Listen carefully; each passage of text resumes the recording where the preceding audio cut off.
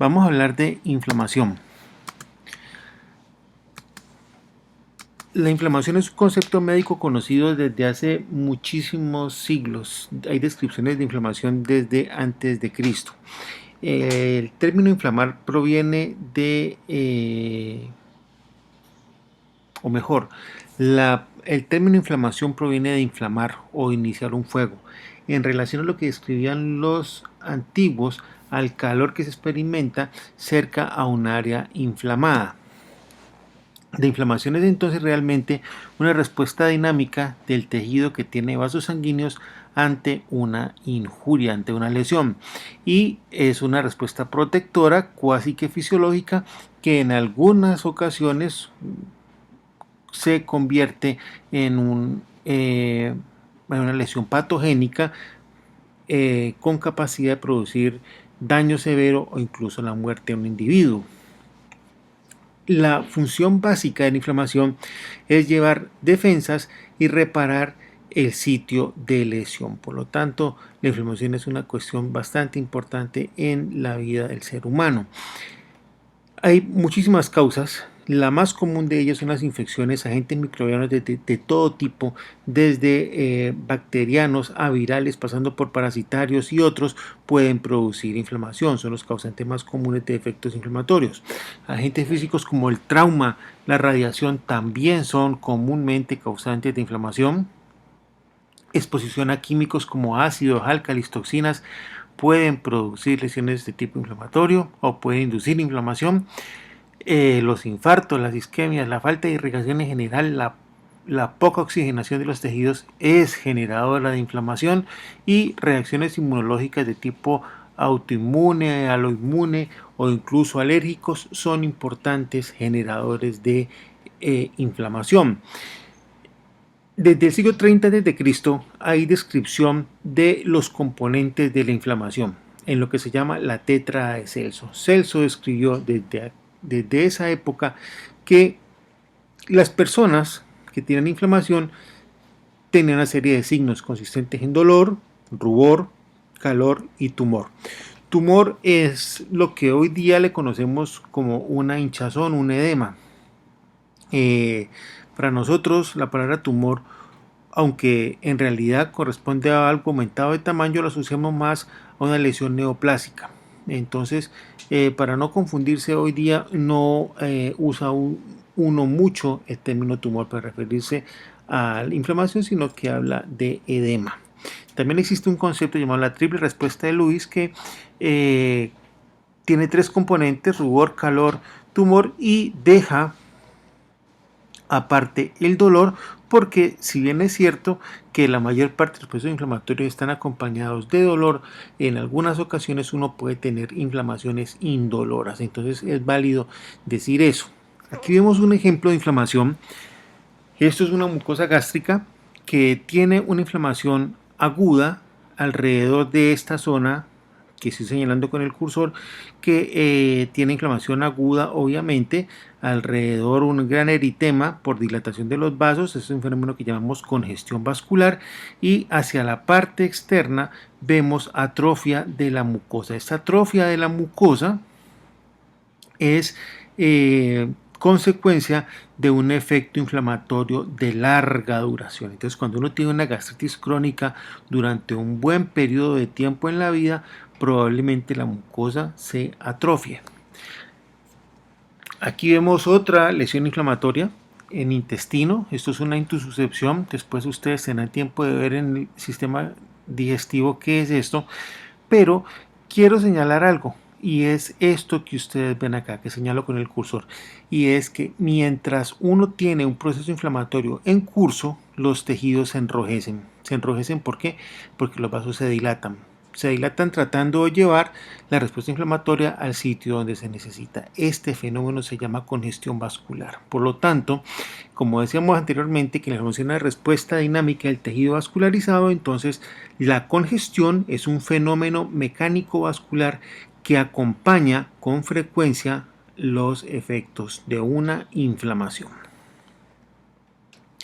Aquí vemos una laringitis con inflamación de las cuerdas vocales falsas, con un gran edema en la región glótica, con enrojecimiento. Entonces vemos aquí componentes de la inflamación, rubor, rubor es enrojecimiento, probablemente se esté caliente por la dilatación vascular, los vasos se hacen muy notables, dolor en la zona, etc. Entonces, esto es otro ejemplo de inflamación, una laringitis.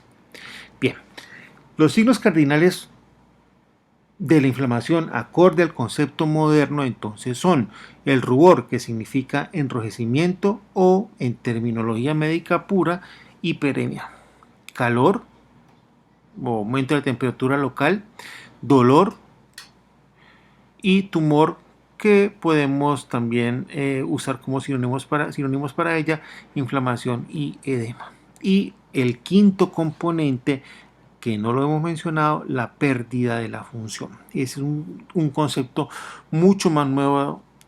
Bueno, nuevo puede tener 100 años, pero es mucho más nuevo respecto al concepto antiguo que había emitido Celso.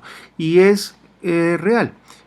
Cuando uno tiene un tejido inflamado, generalmente hay una pérdida de la función parcial o total del órgano. Por ejemplo, cuando ustedes tienen una lesión articular traumática, lo que menos ustedes van a poder hacer es mover el dedo, mover esa articulación, porque la inflamación lo evita. Entonces, la pérdida de la función es otro componente adicional de la inflamación, que no tiene desde ningún punto de vista menos importancia que los otros componentes. Es decir, todos son igual de importantes. Así, el dolor esté ausente en algunas ocasiones también.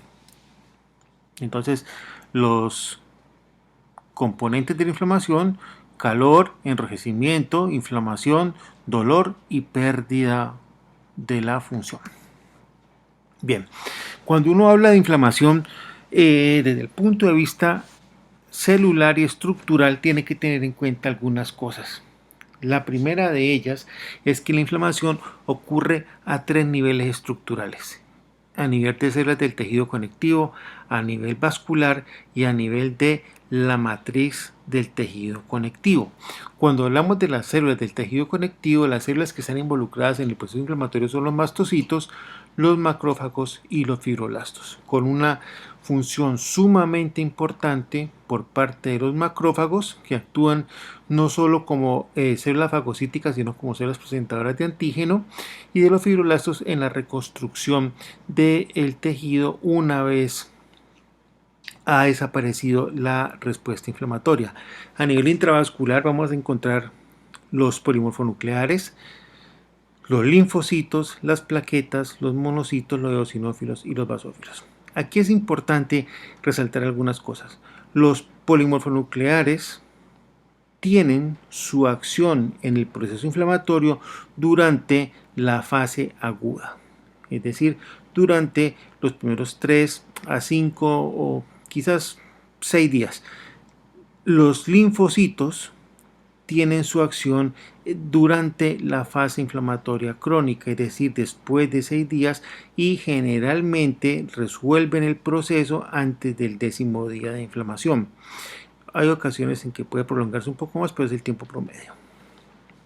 Los eosinófilos y los basófilos tienen una función importante en procesos inflamatorios de tipo alérgico y en infecciones parasitarias. Muy bien, el endotelio, como lo veremos después, y la membrana basal tiene un rol fundamental durante la inflamación, y también algunas células del tejido o algunas estructuras del tejido conectivo, como las fibras elásticas, las fibras colágenas y los proteoglicanos, son importantes en la reconstrucción del tejido post-inflamación, y también en el proceso de neoformación vascular. Bien, entonces, cuando hablamos de inflamación, podemos hablar de que hay unas células que intervienen en la fase aguda y otras en la fase crónica. Muy bien, entonces los leucocitos son las células que predominan en las inflamaciones durante la fase aguda. Neutrófilos, cuando se trata de infecciones de tipo inflamaciones secundarias, infecciones bacterianas; eosinófilos en inflamaciones secundarias a procesos alérgicos; y los basófilos en inflamaciones secundarias a procesos alérgicos y a procesos parasitarios.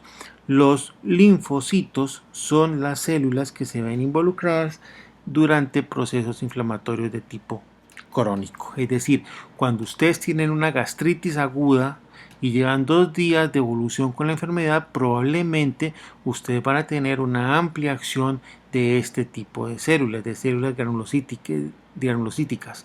Cuando ustedes tienen una inflamación que lleva mucho más de 10 días o 7 días, perdón, en su mucosa gástrica, la célula que va a predominar va a ser el linfocito. Bien, la inflamación tiene una serie de fases.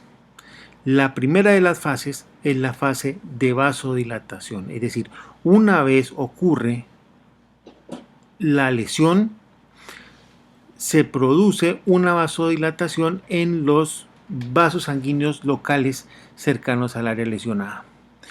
Al ocurrir la vasodilatación, las células del endotelio se separan y permiten que comience a exudar plasma, es decir, el plasma comienza a escapar de los vasos sanguíneos y comienza a inundar los tejidos circundantes, llevando al desarrollo de edema.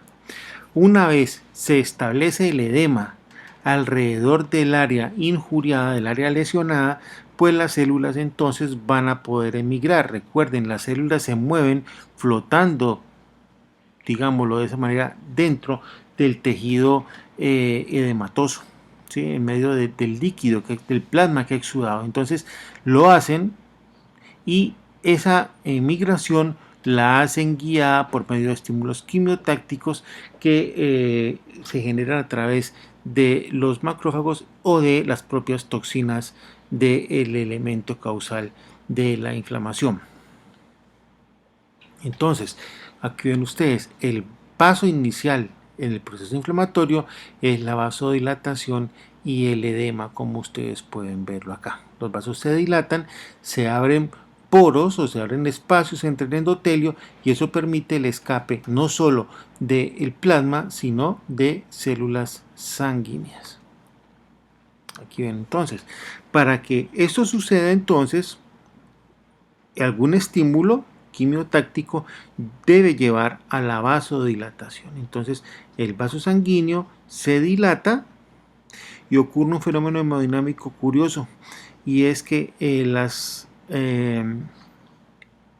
células de la sangre que viajan en medio del llamado flujo laminar, al vasodilatarse súbitamente o al encontrar un segmento vasodilatado súbitamente, experimentan una turbulencia y un enlentecimiento de la velocidad del flujo, lo que permite que una serie de sustancias que se expresan sobre el endotelio produzcan atracción de las células. Entonces las células se marginan del flujo laminar y comienzan a moverse adheridas al endotelio.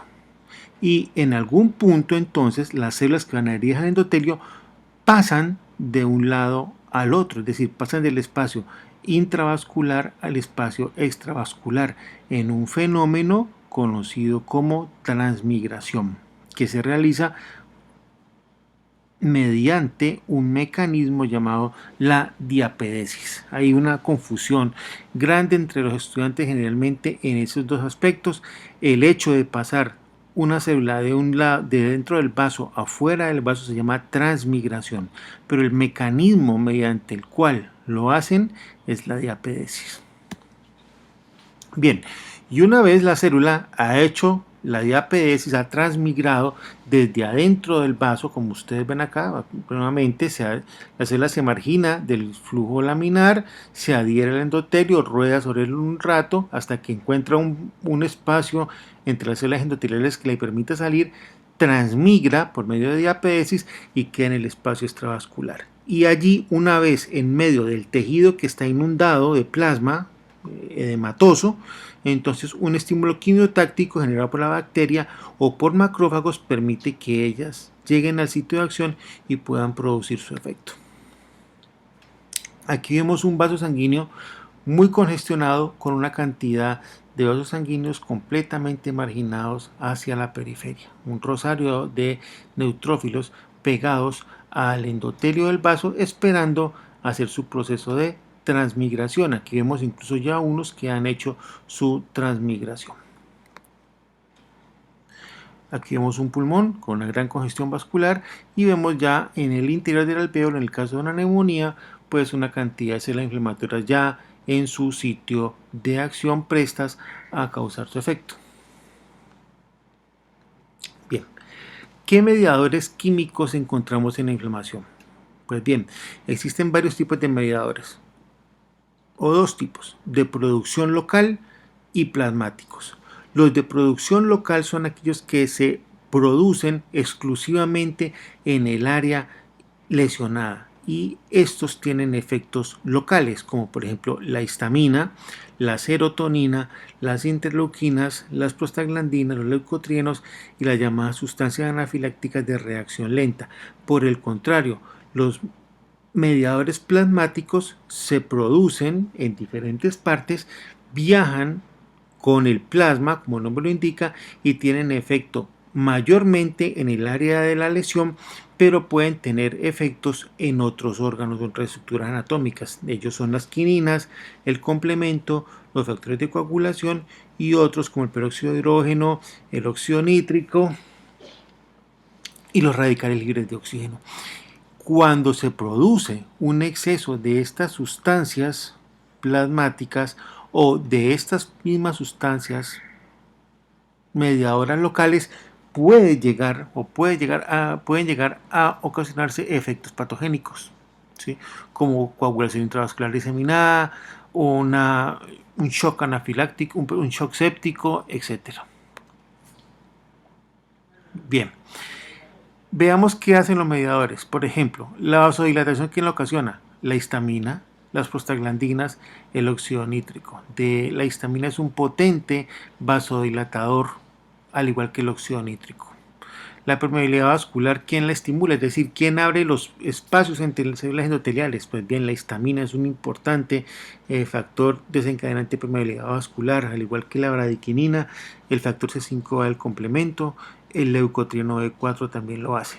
La adhesión leucocitaria, lo que permite que el leucocito se margine del flujo laminar en el interior del vaso y se pegue al endotelio. Bueno, lo hace principalmente la interleuquina 8, pero también leucotrieno B4, el complemento C5A y el factor de necrosis tumoral alfa pueden permitir esa adhesión leucocitaria. La quimiotaxis, bien, el leucotrieno B4, la interleuquina 8, que es un potentísimo factor quimiotáctico, las toxinas bacterianas, como ya lo hemos mencionado, y el factor C3 y C5 del complemento permiten hacer quimiotaxis. Y el dolor, ¿quién lo media? Bueno, prostaglandinas y la bradiquinina. Entonces, los AINES, por ejemplo, actúan a nivel de las prostaglandinas, actuando sobre la vía del ácido araquidónico, bloqueando el dolor. Bien, entonces, cuando hablamos de inflamación, hay que tener en cuenta que solamente existen dos tipos de inflamación: inflamación aguda e inflamación crónica.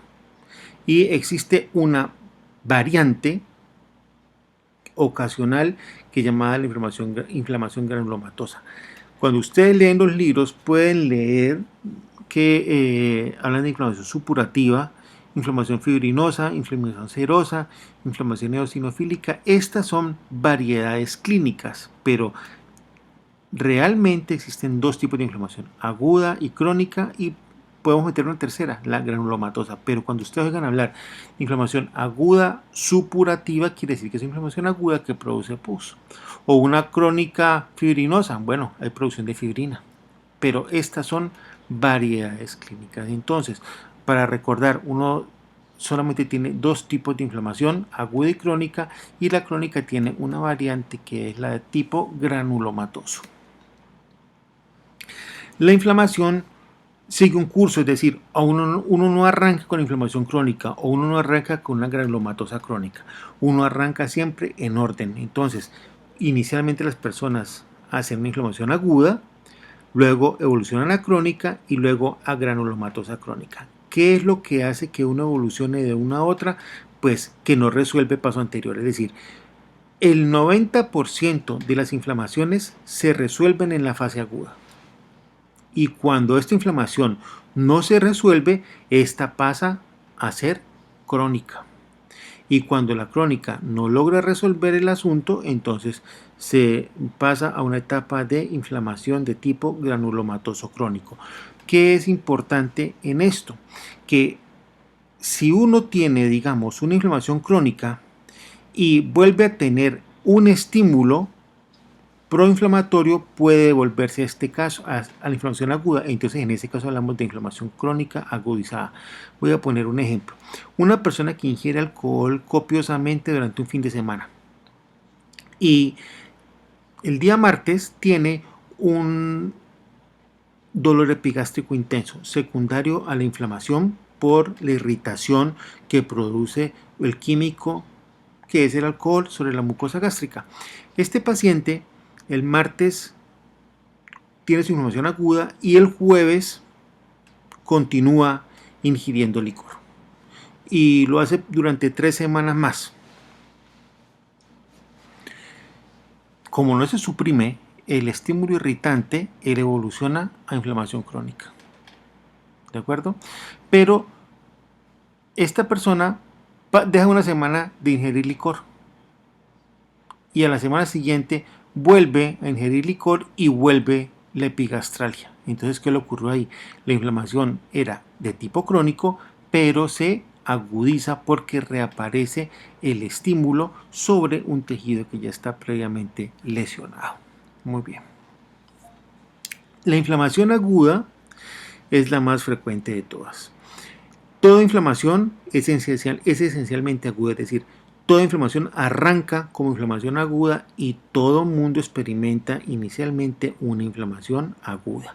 La inflamación aguda es una respuesta de tipo protector de corta duración, rara vez supera los 5 días, es inespecífica, es mediada por neutrófilos y macrófagos y cuando hay presencia de bacterias se acompaña de producción de pus. La inflamación aguda tiene la capacidad de producir gran daño tisular y necrosis de los tejidos, por lo tanto es clínicamente muy dramática. Su célula prototipo es el neutrófilo y como ya hemos dicho, durante la fase inflamatoria es que ocurren los fenómenos de marginación, de apedesis inicialmente. Muy bien. Aquí vemos una neumonía, por ejemplo, y vemos la gran infiltración de neutrófilos dentro de un alvéolo. Esto es lo que ocurre. En una neumonía lo que ocurre es que estos neutrófilos que llenan el alvéolo, tratando de destruir bacterias, liberan su carga de lisozima y otras sustancias destructivas y no solamente matan la bacteria, sino que destruyen el propio alvéolo. Lo que busca, por ejemplo, el antibiótico en caso de una neumonía, ¿qué es? Es disminuir la población bacteriana para que la respuesta inflamatoria aguda sea menor y no haya daño al tejido. Otra cosa importante es que cuando son infecciones severas, rara vez la inflamación aguda logra controlar la infección. Entonces es necesario dar antibiótico para ayudar a contrarrestar este proceso. Cuando la inflamación aguda se acompaña una reacción purulenta con necrosis, hablamos entonces de un absceso. Entonces, con frecuencia las inflamaciones agudas se abscedan, como ustedes pueden ver aquí. Y algunos órganos tienen tendencia al absceso, por ejemplo el hígado. Un absceso hepático no es raro verlo. Bien, y esta es una inflamación aguda clásica, inflamación de tipo supurativo, con producción de pus, como ustedes ven. Bien, las inflamaciones agudas entonces, cuando son secundarias a poblaciones bacterianas, son de tipo purulento. Entonces, aquí el término correcto, ¿cuál sería? Inflamación aguda purulenta. Y la expresión purulenta es una variedad clínica de la inflamación aguda. Muy bien, miren, este caso, por ejemplo, es una meningitis con abundante pus. Desde que haya pus es inflamación aguda, podemos hablar de inflamación aguda supurativa o pues rara vez hay pus en una inflamación crónica, entonces podemos decir inflamación supurativa obviando el término agudo, pero hay que saber que esta inflamación es de tipo agudo. Una peritonitis, aquí ven ustedes una ruptura intestinal con salida de materia fecal a la cavidad intestinal. Como ustedes pueden ver aquí, todo este material fecaloide induce una respuesta inflamatoria, membranas purulentas sobre la pared intestinal, sobre la serosa intestinal, pues estamos hablando de una peritonitis aguda.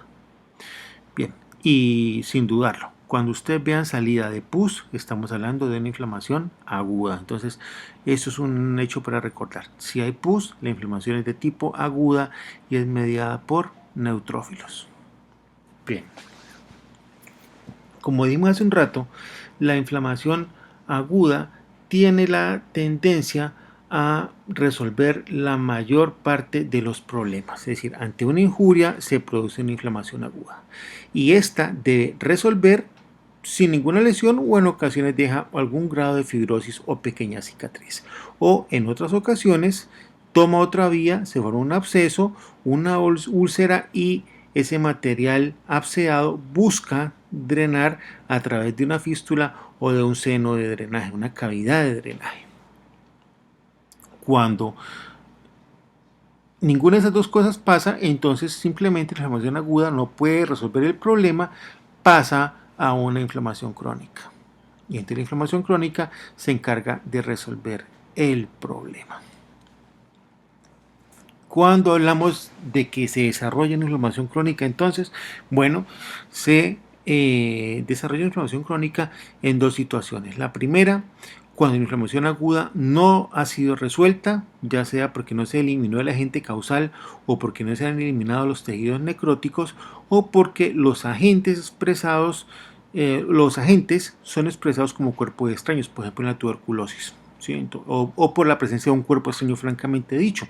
Entonces, ustedes van a encontrar que en situaciones como esta, la inflamación evoluciona a una inflamación crónica. Digamos un ejemplo, en una irritación por alcohol, digamos, ¿sí? La irritación que se produce, los neutrófilos deben contrarrestarla en los primeros días del post ingesta de alcohol. Cuando la persona persiste ingiriendo alcohol durante un periodo prolongado, entonces la inflamación aguda es incapaz de resolver el problema y evoluciona a una inflamación de tipo crónico.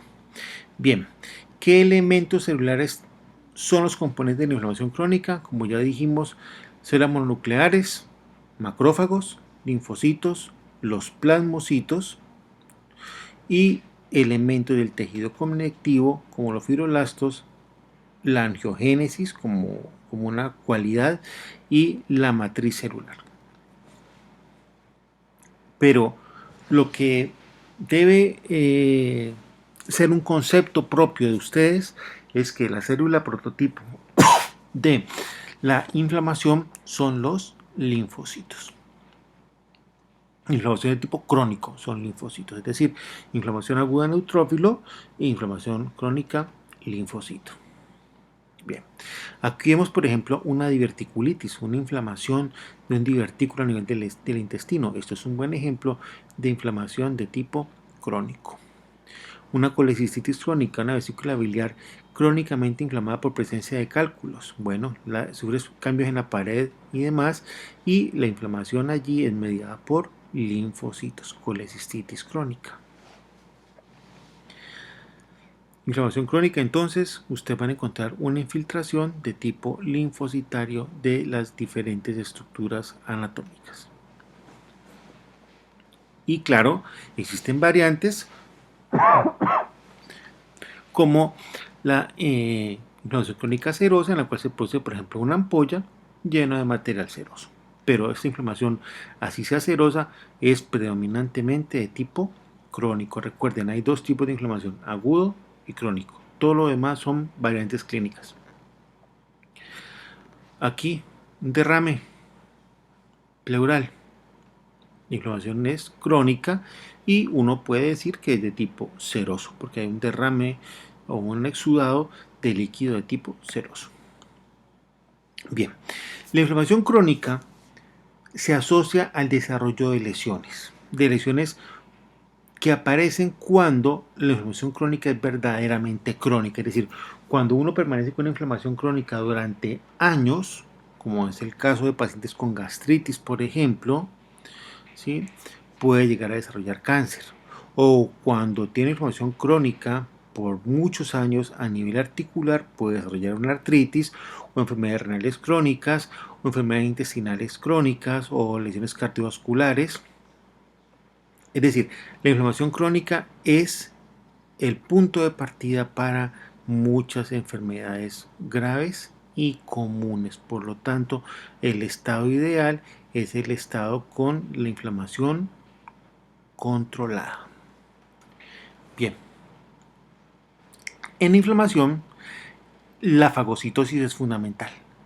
Y los macrófagos, que tienen ese rol importante, no solo como célula fagocítica, sino como célula presentadora de antígeno, pues tienen su origen en la médula ósea.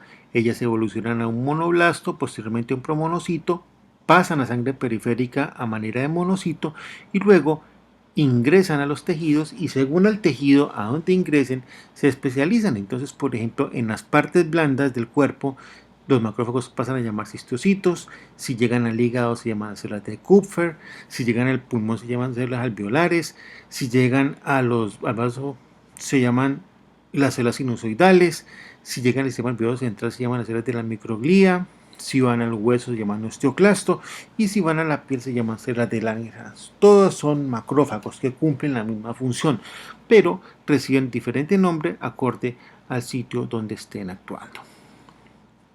Vemos el monocito, entonces el monocito es el precursor del macrófago cuando se encuentra en sangre periférica. Muy bien, ahí ven ustedes entonces en la médula ósea, la célula madre se diferencia en monoblasto, en sangre se convierte en monocito y una vez llega al tejido se llama macrófago y según el sitio a donde llegue, el macrófago se especializa en esas áreas y toma los nombres que ya determinamos hace un momento. Bien, en ocasiones los macrófagos se ven en la necesidad de unirse entre ellos para aumentar su capacidad fagocítica o aumentar su capacidad presentadora de antígenos. Cuando eso sucede, hablamos de células epitelioides o células gigantes multinucleadas. Entonces, en pocas palabras, ¿qué es una célula gigante multinucleada? Es la unión de múltiples macrófagos para adquirir mayor capacidad de acción. Cuando encontramos este tipo de efectos, pues bien, esto ocurre en la inflamación granulomatosa crónica. Es decir, aquella inflamación que ocurre ante la presencia de un antígeno que no puede ser adecuadamente removido por la acción de los linfocitos o por la presencia persistente de un cuerpo extraño.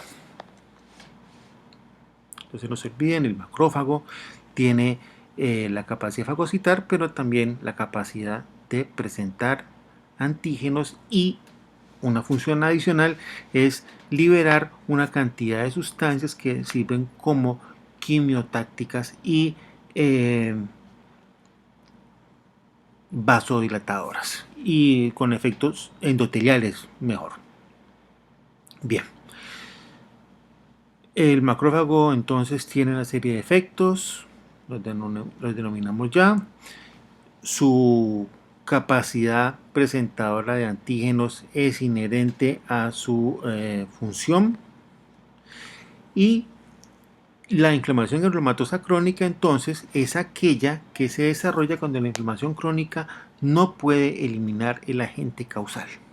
Entonces las células se fusionan Los macrófagos se fusionan y aumentan su capacidad de hacer fagocitosis. Es decir, se forma una célula epitelioide o una llamada célula gigante multinucleada. Los granulomas, la inflamación granulomatosa crónica, puede ser de dos tipos: de tipo inmune o de tipo cuerpo extraño. De tipo cuerpo extraño es cuando se identifica claramente un elemento que requiere fagocitosis para removerlo del cuerpo. El granuloma inmune es cuando no existe cuerpo extraño, pero el antígeno no puede ser removido. Por ejemplo, en el caso de la tuberculosis. Y obviamente muchísimos más. Hay una lista grande: agentes bacterianos, hongos, parásitos e incluso enfermedades de causa desconocida pueden generar granulomas inmunitarios. La más común, el prototipo, siempre es la tuberculosis, pero hay otras, como ustedes ven acá, de importancia, menos frecuente clínicamente hablando, pero que no demerita recordarlo. Bien, aquí vemos un granuloma tuberculoso. Los granulomas generalmente están rodeados de una cápsula fibrótica, es decir, el organismo trata de aislar ese elemento que no puede ser destruido para que la fagocitosis sea más eficiente. Entonces ustedes ven aquí un granuloma, una cápsula fibrótica y en su interior células actuando. Aquí vemos una célula gigante multinucleada típica de la tuberculosis. La célula gigante multinucleada típica de la tuberculosis recibe un nombre. Se llama la célula gigante tipo Langerhans. No Langerhans, que es el macrófago de la piel, sino Langerhans. Bien, estas células son en realidad una unión de múltiples macrófagos que disponen sus núcleos en esta forma hacia la periferia, manera de rosario, para aumentar la capacidad de fagocitar micobacterias. Aquí vemos un corte de pulmón con un granuloma, a este lado hay otro, y aquí vemos una gran célula gigante multinucleada en medio del granuloma, y aquí va formándose otra. Aquí vemos otro granuloma, ¿sí?, con un cuerpo calcificado en su interior. Este es probablemente el elemento que no ha podido ser eliminado, y a consecuencia de esto viene la inflamación. Una uña encarnada. Este fenómeno que ustedes ven acá es el clásico ejemplo de un granuloma. Es decir, todo este tejido que se forma y con esa secreción serosa constante es a consecuencia de un fragmento de uña que se impacta dentro de la dermis y que no puede ser removido y trata de ser fagocitado por las células gigantes multinucleadas, y esto lleva a la formación de un granuloma. ¿Sí? Y aquí ven ustedes, por ejemplo, una célula gigante multinucleada muy grande tratando de fagocitar este cuerpo extraño que estoy señalando con el cursor, y una cantidad de células blancas tratando de unirse a este. Esas células blancas que ustedes ven acá, todas estas, no son más que macrófagos. Es decir, es un cuerpo extraño bastante grande que requiere la unión de múltiples células para lograr su fagocitosis. Esto es un granuloma tipo cuerpo extraño. Aquí vemos granuloma tuberculoso, uno acá y otro acá.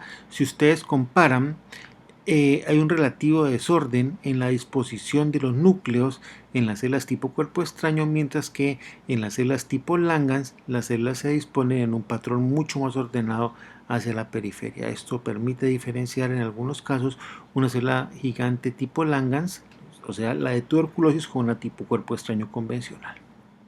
Aquí vemos, por ejemplo, una fibra vegetal impactada en una encía de un paciente, probablemente de maíz, con una inmensa célula gigante multinucleada tratando de fagocitarla y rodeada por incontables macrófagos. Todas esas células blancas que ustedes ven acá son macrófagos tratando de ayudar a la fagocitosis de todo este elemento que se comporta como un cuerpo extraño.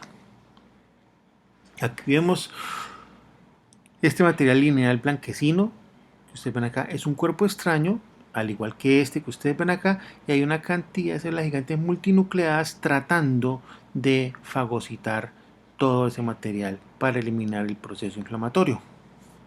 Bien, entonces, concluyendo el tema de hoy, la inflamación aguda y crónica tienen, o las inflamaciones agudas y crónicas tienen una serie de diferencias radicales. La primera, la aguda tiene todos los componentes de la llamada tetra de Celso más la pérdida de la función, mientras que la inflamación crónica tiene pocos signos o fibrosis. No olviden eso, uno puede tener inflamación crónica completamente asintomática. ¿Sí? Es decir, ustedes pueden tener una gastritis crónica y no tener ningún signo y solo ser descubierta por medio de un estudio endoscópico, mientras que una gastritis aguda sí es sumamente sintomática. Muy bien, la célula típica de inflamación aguda es el neutrófilo, mientras que la de la inflamación crónica es el linfocito. En la inflamación aguda hay un daño vascular notable, mientras que en la inflamación crónica ocurre un fenómeno llamado neovascularización, del cual se hablará en la clase de reparación. En la inflamación aguda hay más exudación, en la inflamación crónica no existe exudado o muy poco, y en la inflamación aguda hay poca fibrosis o es muy escasa. Digámoslo de una vez, la inflamación aguda no tiene nada que ver con fenómenos reparativos, es un fenómeno más bien destructivo para eliminar la causa de la inflamación, mientras que en la inflamación crónica la fibrosis es prominente y a su vez la inflamación aguda es de corta duración, mientras que la inflamación crónica suele durar días o incluso años. Hay personas que quedan con un proceso inflamatorio crónico durante toda su vida.